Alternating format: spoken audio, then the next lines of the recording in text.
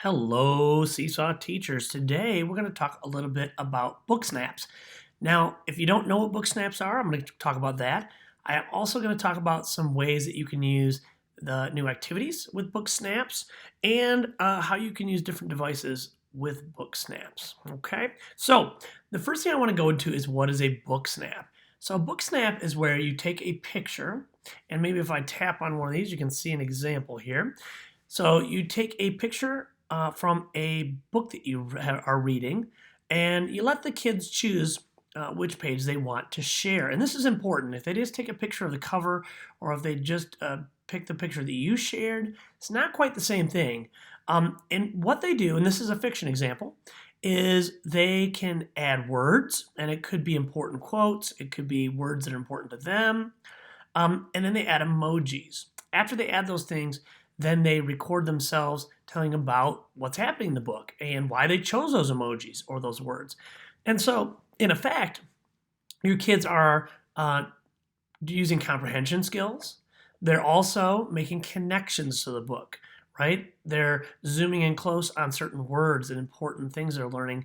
And along with that, they are making emotional connections by using those emojis. So they work really well. I love Booksnaps because I can't always meet with my kids every day. But when they're reading independently, I can always check in with their Booksnap and say, like, wow, they totally are understanding this book. They get it. Or, wow, they don't know what's going on in this book. I need to meet with them. All right, now let's talk about two different types of Booksnaps. So you can see I made two activities here. Now, you don't have to do it here. You could always just tell your kids, I want you to make a post to your journal and I want it to be a Booksnap, and leave it wide open. Let your kids choose how they want to share and what they want to share. For me, I like to make them an activity because the kids can go back and listen to my directions over and over. And I find that important because there's multiple steps in a Booksnap. So let's start out with a fiction Booksnap. Okay, and let me show you what I did and what the student sees. So what I did is I wrote out the directions, and the directions are just this. They're going to take a picture of the page they've read, tap on the T, and add a few words to describe the page you chose. Also add some emoji that describe feelings from the page. Use a microphone to record what is happening and why you chose those emojis. So again, comprehension and feelings and connections. All right, and it's important too that you add this example. So while you're creating an activity, add an example that kids can go to and get a good idea, and record your voice telling what's going on. Okay, so let's say I'm a student, I'm going to add my response. So it's going to ask you first, what do you want to do? So your kids are either going to take a picture or they can go to the camera roll, because the other thing about this is, and we'll talk about it later, there are apps you can use that you can screenshot. And then you can use those for your Booksnap. So I'm going to do that. I'm going to go to my camera roll, and I'm going to add a photo here. There we go. And you know what? That's not the right one. Let me grab one that is a fiction title. Okay. Here we go. Great. So now my student takes the picture and they're like, oh, wait, what do I do again? They can go right back up here and tap. They can play the instructions again. They can look at your example by tapping on it. They can read again to see what's next. I encourage my students to go back over and over. So now they're going to add the label. Okay, now I might add a word that came to mind, like they are friends, or making a friendship, and I misspelled it. Oh well. Now, the other thing that's important about this really are those emojis. And I really give my kids a lot of freedom with the emojis, and then talk about what was appropriate and what worked well. So as you go through here, you could pick whatever you wanted to that made you think about this page. It could even be what the characters are feeling, right? So maybe the characters are feeling lovey, right? They like each other. And I make my kids stick to 3 emojis or less. Otherwise, they'll just do a million of them. Okay? Then they go ahead and they record their voice.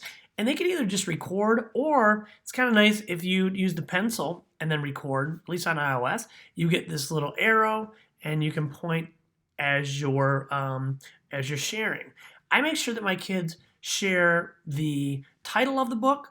I make sure that they share what's happening, Then they're going to share why they chose these two things. So it's three things basically. Again, title of the book, what's happening in this part, and then why they chose these things that they chose, the emoji and the words. Okay? So what about nonfiction though? Nonfiction is quite a bit different because the emojis don't lend themselves quite as well to nonfiction. And I give different directions. So let's look at that one. So for a nonfiction book snap, I have them take a picture again, but then what I like to have them do is add a vocabulary word. All right, because obviously when you're in a nonfiction, vocabulary is a big part of that. And then I want them to give me one fact, and along with that, I want to know what they think the vocabulary word was. So it works on some different things than the fiction text. So let's say my student goes in here, they add that, there we go, that nonfiction.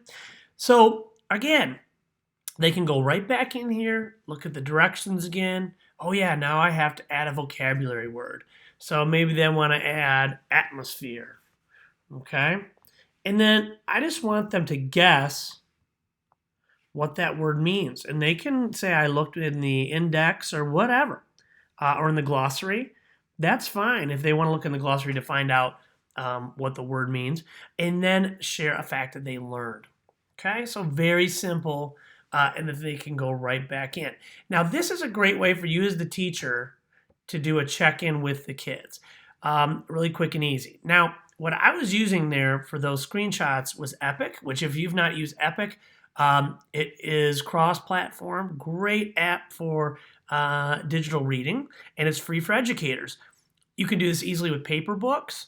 And then another one is if you have a digital subscription to like Scholastic News or something like that, it's a great way to assign a little bit of a reflection where you can hear from kids if they're reading independently.